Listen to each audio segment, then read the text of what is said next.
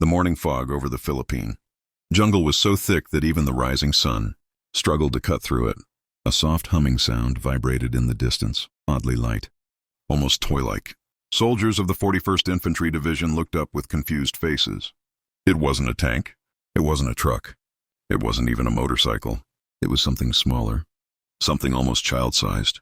A tiny jeep, no bigger than a bathtub, rolled out of the tree line, its miniature tires slicing through the mud. Some soldiers smirked, whispering, "What is this, a joke? A toy car? Who brought this thing to a real war?" But one man didn't laugh. Sergeant Michael Reeves, 28 years old, tall, wiry, and known for being the division's most stubborn scout, stepped forward with a quiet smile. Because this was his machine, and he knew exactly what it could do. He had personally welded the armor plates. He had mounted the 30 cal machine gun himself. He had reinforced the suspension using scrap metal. He had taken a basic utility jeep, shrunk it down, stripped it, and turned it into the deadliest miniature vehicle the U.S. Army had ever seen. The men called it the baby jeep. No one expected much from it. No one believed in it. No one thought a tiny, toy-sized vehicle could survive a real Japanese assault. But within the next 24 hours, this little machine would kill 30 attackers, stop a full Japanese infiltration unit, and become the only reason an entire American platoon survived one of the deadliest mornings of the Luzon campaign. And it would all begin on a quiet ridge called Hawk's Throat Pass. The situation. It was February 1945. American forces were pushing deep into Japanese-controlled valleys. But one route, Hawk's Throat, was a nightmare. Narrow, swampy, dense with bamboo, perfect terrain for ambush, a perfect place for men to die. The American platoons needed constant scouting support, but large vehicles kept getting stuck or ambushed. So Reeves designed something different. A jeep small enough to hide behind a fallen log, fast enough to outrun a mortar blast, silent enough to slide through jungle paths unseen, and powerful enough to mount a belt-fed machine gun. The brass thought it was crazy. But when Reeves drove it straight up the ridge in 1 hour, something no vehicle had done before, they approved it. But they still laughed. It's a toy. It'll break. The Japanese will crush it like a bug. Reeves didn't care. He knew war wasn't about size. It was about mobility, speed, timing, courage. And dawn on February 18th would test all four. The first signs of trouble. Reeves was on night patrol when he saw it. Movement in the trees. Not random, not patrol level, coordinated, precise. Shadows gliding low, carrying long rifles with bayonets attached. Japanese infiltration squads. Not 20, not 30. More. Enough to wipe out an unprepared American platoon in minutes. Reeves froze, breath quiet, engine off. The baby jeep sat hidden under palm leaves. He counted silhouettes. 5, 12, 8, 3. More still coming.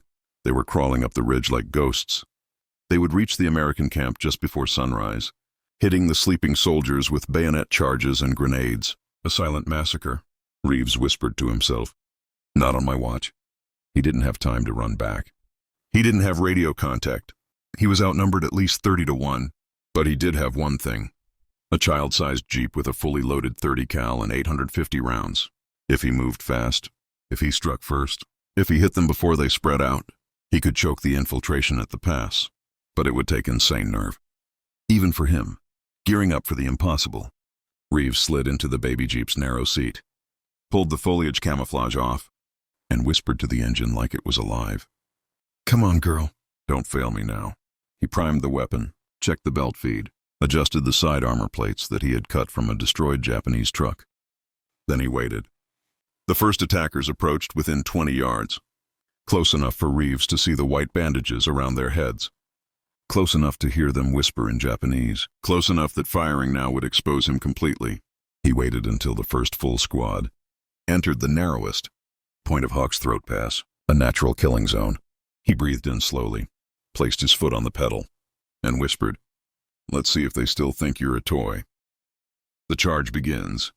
The baby jeep exploded forward, its tiny wheels flinging mud as the engine screamed. But the Japanese didn't hear it. Not until it was too late.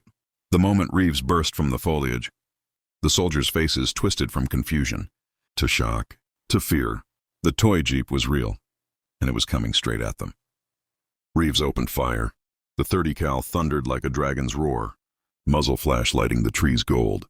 The baby jeep tore through the narrow path, spraying bullets in a sweeping arc. Japanese soldiers dove for cover, but the pass was too tight. There was nowhere to hide. Reeves had chosen his killing ground perfectly. Within seconds, 3 attackers fell, then 2 more, then another trying to bring up a grenade. Bodies hit the mud. The jungle echoed like rolling thunder, and the tiny jeep kept charging. Because Reeves wasn't attacking. He was breaking their formation, splitting their line, preventing the infiltration from spreading. He wasn't just fighting to kill. He was fighting to stall time, to buy the platoon a chance to wake up and arm themselves. But the Japanese were recovering fast. Their officers shouted orders. A second wave surged forward with rifles raised. Reeves gritted his teeth. This was only the beginning. The moment Reeves broke through the first squad, he felt it. The jungle shifting, the enemy adapting. The Japanese infiltration units were not ordinary foot soldiers.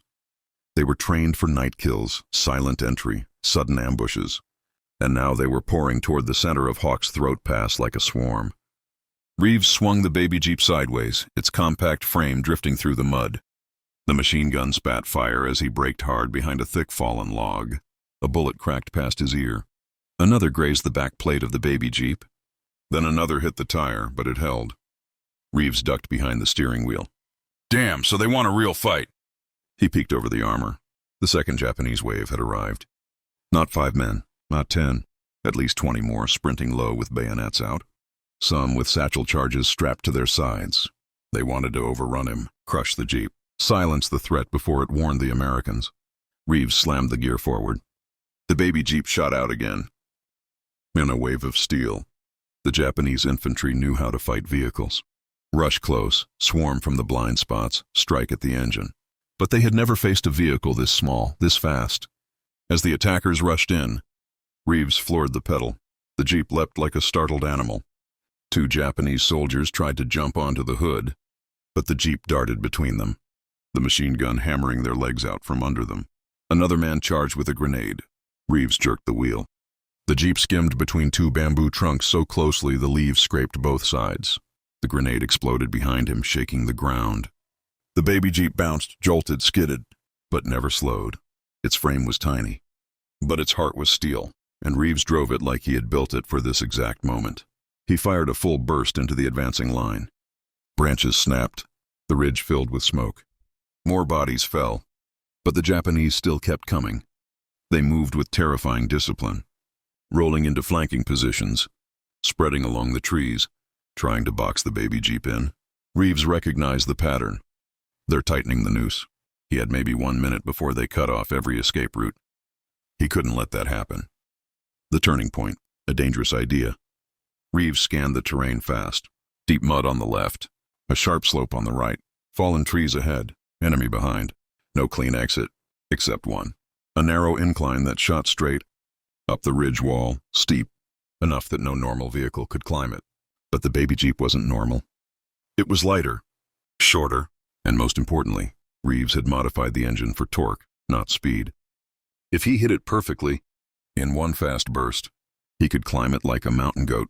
If he missed, he'd flip backwards and die instantly. Reeves didn't think twice. "All right, girl, let's fly." He spun the wheel and aimed the nose upward. The Japanese realized his plan immediately. A dozen rifles turned toward him. A grenade was hurled. 2 soldiers sprinted forward with bayonets drawn. Reeves didn't flinch. He maxed the throttle, and the baby jeep launched up the incline. The near-death climb. The jeep's front wheels clawed at the dirt. Mud sprayed like a fountain.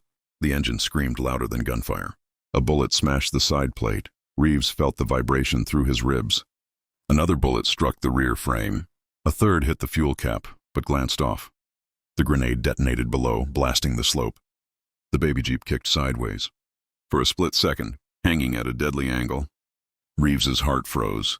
He slammed his weight left, gripping the wheel as the jeep teetered. Then the left tire caught a root. The jeep steadied, then surged upward again. Japanese soldiers chased him up the slope, firing wildly. One nearly reached the back bumper before Reeves fired a blind burst, cutting the man down. At the top of the ridge, the baby jeep burst through the brush, landing with a bone-shaking thud. Reeves gasped for air. He had escaped the trap, but only barely. The enemy changed his strategy. He didn't have time to celebrate. From the ridgetop vantage point, he saw something terrifying. 3 new infiltration squads, at least 15 more men, were circling around the ridge, trying to flank the American platoon from another direction. Reeves felt a wave of dread. This wasn't just a small ambush. This was a coordinated wipeout. If these squads broke through, the Americans would be hit from 3 sides. Dozens would die in their sleep, and the Japanese would vanish back into the jungle before reinforcements ever arrived. Reeves tightened his jaw. No, not happening. Not today. He slammed the baby jeep into motion again. But this time, he wasn't going to run. He wasn't going to escape. This time he was going to block all 3 infiltration units alone. A one-man wall, with 1 child-sized jeep, against more than 30 attackers. He checked his ammo belt. Only 480 rounds left. Not enough for a prolonged firefight. He needed to use every bullet perfectly. He needed to think like a hunter. Hit fast, hit hard, and hit where the enemy least expected. And he knew exactly how. The Silent Pass plan. Ahead of him was a narrow natural tunnel, a twisting corridor of bamboo that led down to the south slope. Locals called it the Silent Pass, because no sound escaped once you entered it. Reeves had scouted it before. It was tight, dark, claustrophobic, and only wide enough for 1 man to walk at a time. Perfect for an ambush. Reeves grinned. If they want to come through the jungle, let's make the jungle bite back. He drove into the bamboo corridor and parked the baby jeep sideways, blocking the passage completely. He angled the gun to cover the only approach. He loaded a fresh belt. Then he shut off the engine and waited. In the silence, in the darkness, in the heart of the jungle, he could hear them coming. Soft footsteps, branches snapping, low Japanese whispers. They were close. Very close. Reeves whispered. Come on, then. The first shadow appeared. Reeves pressed the trigger. The bamboo tunnel exploded with gunfire. The Silent Pass was no longer silent. The first burst lit the bamboo corridor with violent flashes. The sound was deafening, trapped between the tight walls, amplified into a thunderous roar. The lead Japanese soldier collapsed instantly. The 2 behind him froze, shocked by the fire erupting from total darkness. Reeves didn't hesitate. He raked the gun across the narrow path, stitching the confined jungle with bullets. In this bottleneck, the enemy couldn't scatter, couldn't flank, couldn't dodge. They could only fall. He heard screams echoing deep inside the pass. Branches snapped, metal clattered. Bodies dropped onto each other in the tiny space. The smell of burning gunpowder filled the air. But Reeves wasn't celebrating. He knew infiltration troops came in waves. He knew this was only the front edge. He leaned forward, eyes unblinking. Come on, come through. And they did. Countercharge. Another squad surged in, this one more prepared. 2 attackers rolled to the sides, trying to hug the bamboo walls. Another sprinted forward with a grenade in hand. Reeves reacted instantly. He shot the grenade carrier mid-run. The man's body hit the ground, and the grenade detonated behind him, blasting dirt and wood chips into the air. Shrapnel spattered against the baby jeep's armor like iron hail. Reeves shielded his face with his arm. When the smoke cleared, he saw movement again. More shadows, more shapes, another squad entering. He gripped the trigger, but the machine gun clicked. Dry, empty. The belt had run out. Reeves cursed under his breath and yanked in a fresh belt, fingers trembling with adrenaline, as he pulled the bolt to chamber the first round. Something thudded onto the roof. A Japanese soldier, silent, fast, spider-like, had climbed over the bamboo wall and leaped onto the jeep. Reeves only saw the blade, a long bayonet glinting inches from his neck. Close quarters hell. Reeves threw himself sideways as the bayonet stabbed into the wooden frame, missing his head by inches. The soldier screamed and tried to wrench it back, but Reeves grabbed the barrel with both hands and shoved upward with all his strength. The 2 men struggled violently. The baby jeep rocked. The bamboo walls vibrated. Reeves kneed the attacker in the ribs. The man grunted but didn't fall. He was trained. Disciplined. Deadly. Reeves felt the blade slice across his upper arm. A hot, burning cut. Blood ran down his sleeve instantly. The soldier ripped the bayonet free for a second strike. Reeves had one option. He slammed his elbow backward, hitting the jeep's horn. The tiny jeep let out a high-pitched blot. The sound echoed painfully through the tunnel. The Japanese soldier recoiled for half a second. Just enough. Reeves grabbed the pistol from his chest holster. and fired point blank. The attacker fell off the jeep, body slamming into the bamboo. Reeves exhaled shakily. His arm throbbed with pain. Warm blood dripped onto the jeep floor. But the enemy was still coming. No time, no rest. He yanked the bolt again. The machine gun thundered back to life.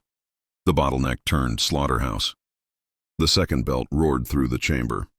Bullets poured into the single-file attackers who had no space to maneuver.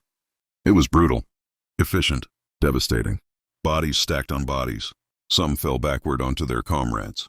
Some tried to crawl. Some tried to retreat. But the silent pass was a death trap now. Reeves had turned it into a barrel, and he was the gun. Within 40 seconds, at least 10 more attackers were down. But chaos doesn't last long, because the Japanese officers realized the flaw. Their soldiers were feeding into a narrow tunnel, against a positioned machine gun. And so, they stopped. Suddenly, completely. The jungle went dead silent. Reeves lifted his finger off the trigger. His heart hammered. Silence in the silent pass was more terrifying than gunfire. He leaned forward, listening. No footsteps, no whispers, no movement, just the eerie rustling of bamboo. And then, a faint metallic sound. Reeves's eyes widened. They weren't charging anymore. They were preparing something. Something heavier. Something worse. The satchel charge. A soft clinking noise echoed again. It was metal. A pin being pulled. Reeves snapped to attention. A grenade wouldn't break the jeep. It was armored. But a satchel charge, a canvas bag packed with explosives, would obliterate everything inside the tunnel. He scanned desperately. There! A shadow moved low to the ground. A soldier crawled under the bodies, pushing a satchel charge forward like a deadly gift. Reeves reacted instantly. He fired, but the angle was too low. The bodies absorbed the bullets. The satchel kept sliding. He aimed again. The gun jammed. Click, click. The B barrel was overheated, filthy with bamboo fibers, clogged with debris. Reeves hissed through his teeth. He dropped the machine gun, pulled his pistol again, aimed. But the satchel was already too close. Seconds away. Damn it. Reeves dove forward, grabbed the satchel with his wounded arm, and hurled it back into the tunnel. Just as it detonated. The explosion was blinding. The shockwave slammed Reeves back into the jeep seat. The baby jeep lifted off its front wheels and crashed back down hard. He felt his ears ring, his vision blur. Smoke filled the corridor. Flames licked up bamboo. The tunnel shook like it was alive. But the blast had done something unexpected.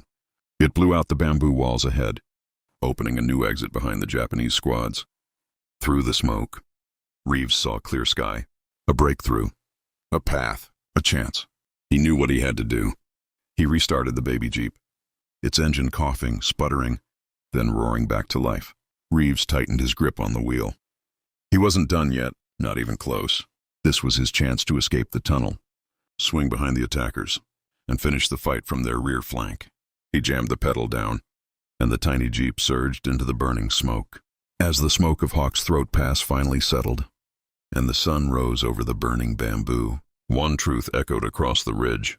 A child-sized jeep, a machine most soldiers laughed at, had stood alone against 30 enemy attackers, and won. Sergeant Reeves didn't fight for medals. He didn't fight for glory.